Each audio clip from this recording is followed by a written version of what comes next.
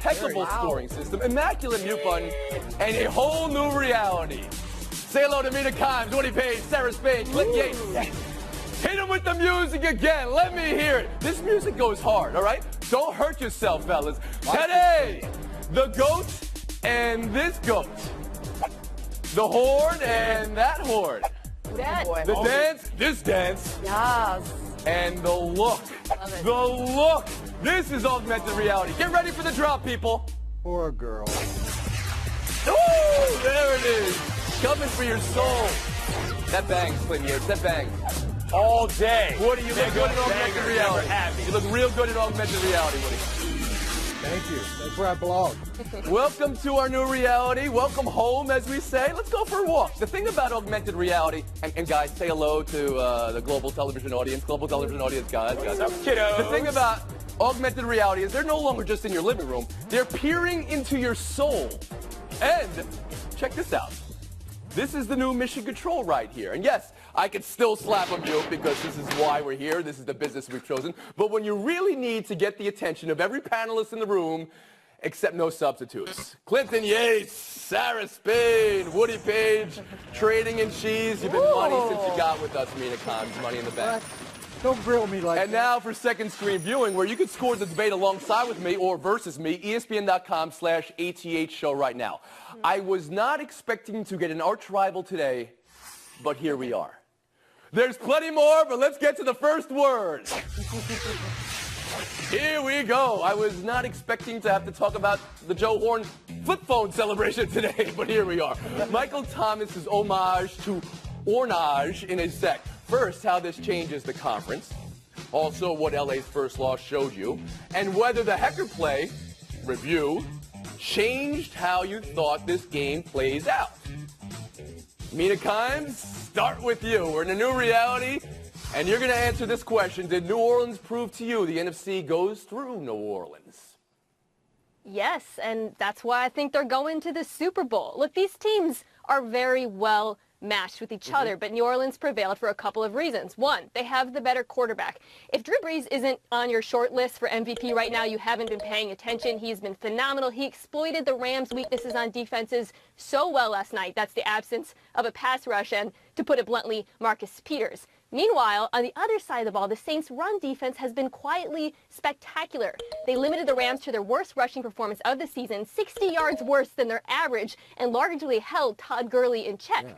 That's not an outlier, Tony. They've been this good all season long, and if they keep it up, they should help that offense keep pace with any team in the NFL. Woody Page? I showed up for ATH, and I'm on the Starship Enterprise. What is happening here? Would you explain the scoring system? No, we're not explaining it. The viewers are doing that at home now. I try to go through New Orleans as much as I can. The Super Bowl is not going to go through New Orleans. It's going through Los Angeles. I'm going to say something I've said over the 17 years.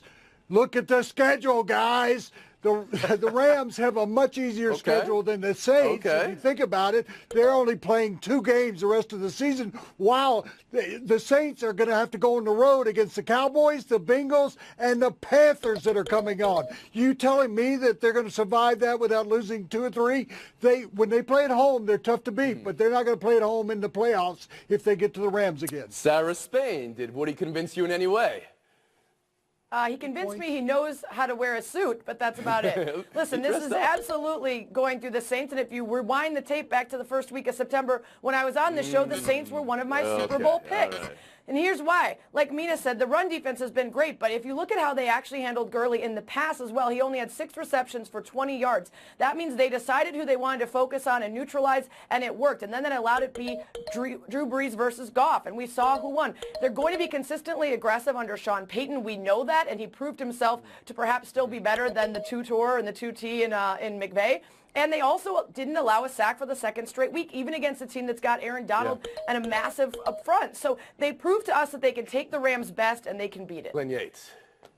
Yeah, I'm not too worried about the Bengals or the Cowboys upending anybody's season as an overall matter, of course. But for me, no, I'm not super worried about this if I'm the Rams. I mean, look, you lost to a good team. That's what happens every once in a while when you got hit in the mouth. And Mina pointed out how the Saints went after that. But overall, this is not a panic button situation. I don't think anything necessarily went super wrong outside of Marcus Peters having another bad game. And he's had up and down games all season long. He has been probably their most inconsistent player from a secondary standpoint. So, look, I'm not super worried. I still believe in Sean McVay, and I still think this is the best team in the NFC, even though they just lost to the Saints. Clinton, front and center here for a second, though. Mina said this was a blueprint to beat the Rams.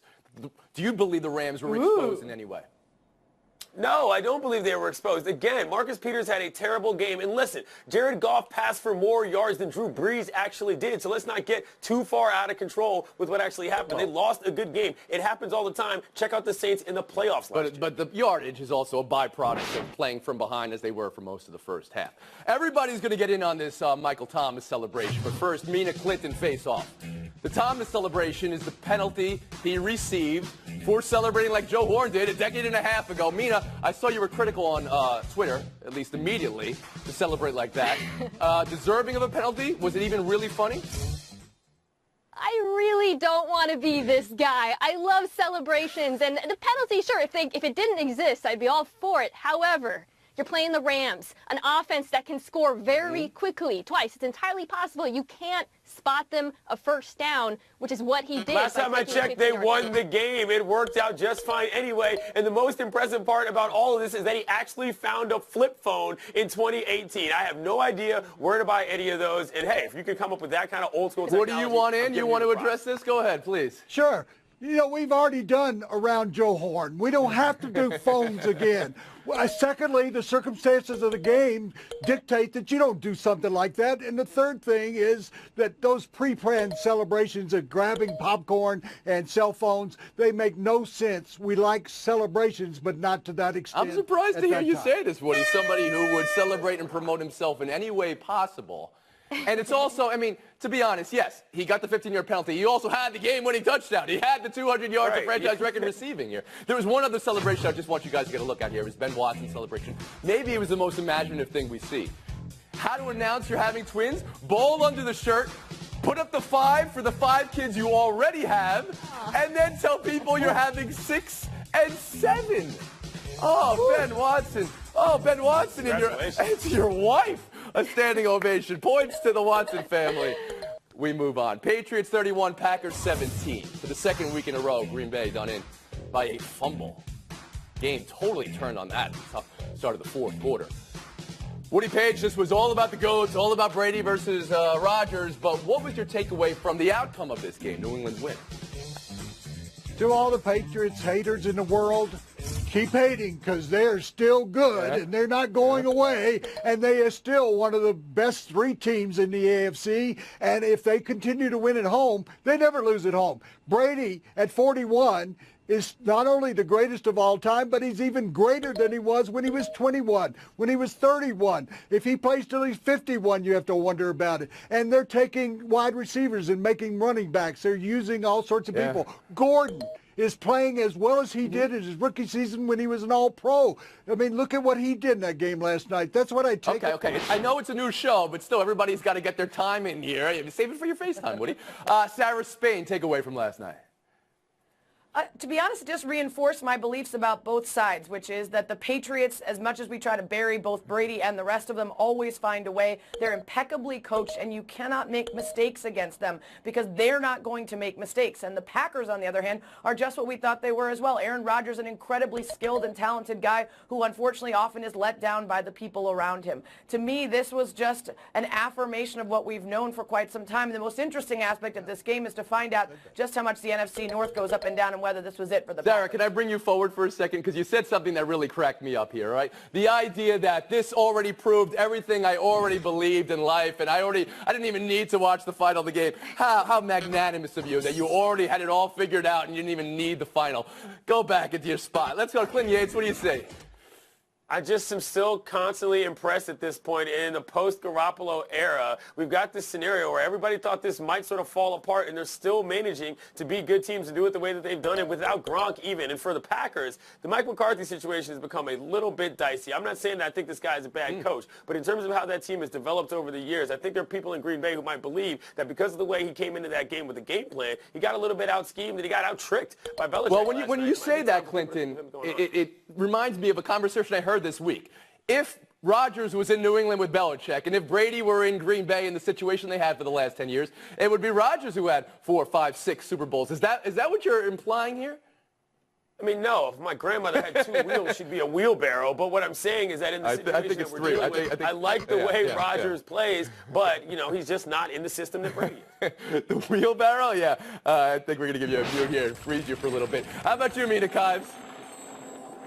My takeaway, for as much time as we spent hyping this as a GOAT v. GOAT matchup, it really wasn't about the quarterbacks. They both had good, not great games. The Patriots won because Brady benefited from a couple of things, one of which was time. Rodgers was pressured 19 times, the most of this entire season. Brady was pressured 5. In that fourth quarter, when he went 6 for 6, he wasn't pressured once. Listen to the numbers. Meanwhile, on top of that, he also benefited, as Clinton alluded to, from coaching. Those great trick plays, the Edelman pass, the fake screen that went to Gordon. Can you honestly imagine that happening in Green Bay under Mike McCarthy? And it proved to be, aside from the fumble, I think the difference in this game. Anybody see what happened there? Mina went to the stats here, and she turned into Zach Galifianakis from The Hangover all of a sudden. Let's get a face-off. Woody Page, Sarah Spain, come forward for a second. Are the Patriots proving to be class of AFC again, or are you on the Chiefs bandwagon? Still on the Chiefs bandwagon, I think. Woody, you're at the Chiefs red. Go ahead. If you're scoring at home, get ready to give me some points. I hope that Sarah doesn't pull a hamstring getting on that Chiefs bandwagon. The Chiefs still are going to have that home field advantage at the end of the season, so I'm not leaving them now. Sarah, you want to take on Woody? Yeah, listen, absolutely the Chiefs still look like a more dynamic team, but if you're telling me that down the stretch your faith is in Andy Reid on the road, knowing what time is left and whether he's used his challenge flag and what Belichick is doing next, then I have to say I still have some questions. Okay, you know, for the viewers scoring at home, they don't know how much time is left in this segment. They may have been sitting on their hands waiting to give you more points there, Sarah, before we got to the end there. But that was our horn. We're taking a break right here. Look at the scores. Mina Kimes leading the way for all those scoring at home on ESPN.com, ATH. Keep me honest, but I think we got this one right. You tell me what we did. And for all those scoring at home, just in general, congratulations. It's a Monday afternoon. You're doing great. We'll be back with Buy or Sell next. Flirting. Flirting with the people. Get 4 lines. This team is making a chase for those top seeds in conference play. Panthers, Chargers, Texans, all streaking right now. 6 wins as well. 3 and 5 and 6-game win streaks respectively for those 3 teams. Mina Kimes, around the horn to you. Who should feel best about themselves right now? Well, the Chargers should feel best about this weekend because they beat the hardest team on the road, but the Panthers are the scariest team of the 3. What Norv Turner has done with that offense, with Cam Newton, who is having the best season of his career, lowest interception rate, highest completion percentage he's had so far, is remarkable. Nobody wants to face that offense. Woody Page, best this weekend of those? Make mine the Chargers. Phillip Rivers hasn't won 5 games in a row since his rookie year, going back a decade, and I think that Melvin Gordon is just a running machine. Hunter Henry's going to be back at tight end in December. I like the Chargers. Spain. Yeah, it's absolutely the Panthers. The Chargers win was great, but the Panthers over the course of the season have been underrated. And Cam Newton, like Mina said, best passer rating in the entire NFL in the red zone. What he looks like under Norv Turner, super impressive. I love that you tell us that they're underrated. It's almost like if somebody had an international television audience where they could rate a team properly, and I'm speaking to all of you guys. You guys have been mum on the Carolina Panthers all season long. Wave of mutilation. Let's bring in Clinton Yates right here. The Chargers won a game with Phillip Rivers completing 13 passes. That is something to very much be happy about. And in general, we talked about Drew Brees earlier, a guy whose career is linked to one Phillip Rivers. Phillip Rivers is having a great year as well. Sarah, you made me think of something here when you brought up the Chargers, front and center. Make the case for or against the Chargers as a Super Bowl contender. Unfortunately, right now, I can't make the case for them, and I know they can only play the schedule in front of them, but they've beaten the Bills, the Raiders, the Niners, the Browns. They've feasted on bad teams. The couple good wins aren't yet enough for me to say that they can contend. Okay. We'll move on. Buy or sell 2. Steelers 23, Ravens 16. NFL Network reports John Harbaugh's seat is getting hot. And Eric Weddle had this quote that I love. Quote, I love Harbs. Team has his back. Woody, should Harbs be on the hot seat? I'm selling that. I mean, when does the warranty run out on winning a Super Bowl? How many teams can say that? There are only 3 or 4 coaches in the entire league that have ever won Super Bowls. I mean, really? I think there's no way if you get rid of him, he's going to go somewhere like Cleveland and come back and beat you. Okay, and just a slight correction. There's only 3 or 4 coaches currently coaching in the league that have won Super Bowls before. Sarah Spade, how about you? I hear you. I hear you, Woody. Yeah, listen, if you're around long enough and your name isn't Bill Belichick, you're probably going to be there for some ups and some downs. Right now, they're old and they're injured, and I think that's what's happening. It's not his fault that they're currently in a low spot. But any team that looks for the grass is always greener on the other side thinks they're going to get a McVay, and sometimes they get a McAdoo. So I would be hesitant to make the move. Nicely done. Sometimes you want a McVay, sometimes you get a McAdoo. Hot take from Spain. Clint Yates, how about you?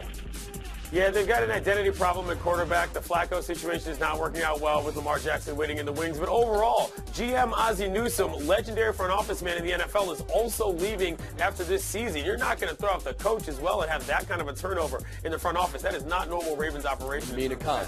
That ownership. Like Eric Weddle, I love Harbs, but the fact is this team hasn't been to the playoffs since 2014, and they have completely mismanaged the transition to Lamar Jackson. I mean, you saw him waiting to get a pass from poor Joe Flacco, which would have been a touchdown. He might not be ready to play quarterback, but he should be getting ready, and they haven't begun that process in Baltimore. We'll move on. Buy or sell 3. College. Check this look out. I mean, it's just the best. She beat us to the punch, actually, because this is augmented reality. She's in your living room peering into your soul. The collegiate world we live in right now, Alabama is scary, Clemson is scary, Notre Dame is 9-0, Michigan is really coming into form. Sarah Spain, the weekend results make you think it's a 4-team race, or does it make you think it's a 1-team race?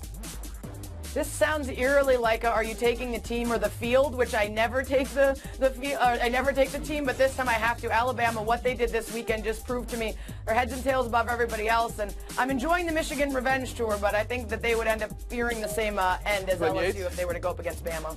Yep, saw this Alabama team win the national title in Atlanta last year, and I don't think I've seen a team as good since. They ran for 281 yards on this allegedly vaunted LSU defense. Come on, man, it's not going to be anybody other than the Crimson Tide.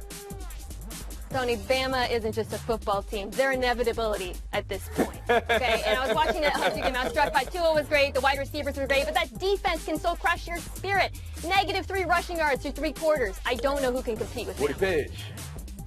Well, the Tide could beat those Sea Dogs in Seattle, but what about Clemson? They put up a number that was higher than my age on Saturday, and you're just dismissing them like they're just last week's toast? Give me a break. Clemson put up the 77. Woody, we all know you skew about 16 or so don't worry.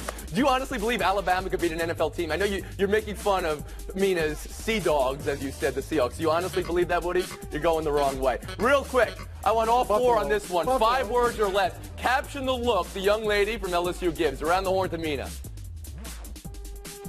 When someone says Bama can beat an NFL team. Woody Page. My look when I had an 0.3 in college. Sarah Spade. I can't believe Bill Plaschke said LSU was going to win this game outright. Clint Yates. Yates should make FaceTime. It should make FaceTime. It might make FaceTime. You know, it won't be making FaceTime. Woody Page and Clinton Yates. Although you dressed for the weather today, Clinton Yates, which I appreciate. You're going the wrong way. Look at this showdown. Mina Kimes and Sarah Spain. It's Ladies' Night in Showdown. Right now I'm going to check to see how I did with my scoring compared to the viewers at home on ESPN.com ATH show. Oh, come on! Back in Showdown next. We have Around the Horn panelist stats. And by the stats, it would appear Mina Kimes and Sarah Spain are at the bottom. But that's just total wins. Win percentage, they're at the top. Let's see who wins in this first showdown. He's going to finish the season unless something drastic happens, which it won't. That's what Magic Johnson told Bill Plaschke and others. Then the Lakers were outscored 41-10 to start the first quarter. Lost to the Raps. Will Magic drastically regret saying nothing drastic will happen, Mina? So, Tony, the actual quote was he's going to finish the year. And I think that's more likely than the season because he could completely fire him in 2019. Calendar. Okay. Normally, I would say I would be worried about making a promise you're not sure you can keep, but this is sports, and we panelists know better than anyone. You can always go back on your word and totally change it, and no one will hold you accountable. Yes, like when you said the Rams were going to win last week, and then you said the Saints were the team you picked for the Super Bowl. Point time. Showdown 2. Nathan Peterman, 3 picks. Caleb Sturgis, 3 missed kicks. He was released today. Who had the worst day at the office, Sarah? Oh, it's got to be Nathan Peterman. He threw 3 picks and no touchdowns, and somehow his quarterback rating improved. Mina Kimes? Yeah, it's Peterman because Sturgis is just in a long line of Chargers kickers. Peterman's name has become a verb to Peterman. Mina Kimes to win the first show in augmented reality. Let's all celebrate with Mina Kimes. Wow, amazing. So I don't know if you guys have heard maybe on this show, but we've got a new website. You can go on and you can vote for the panelists. Please vote for me. But tomorrow, your chance to cast a much more important vote. It's Election Day. Make your voice heard. You can't be muted. Go out and make a difference and vote, everybody. Time well spent, Mina Kimes. There you go. Congrats on the first win here. All right. For the first paper toss in a few years, here we go. Same old story. Oh, come on!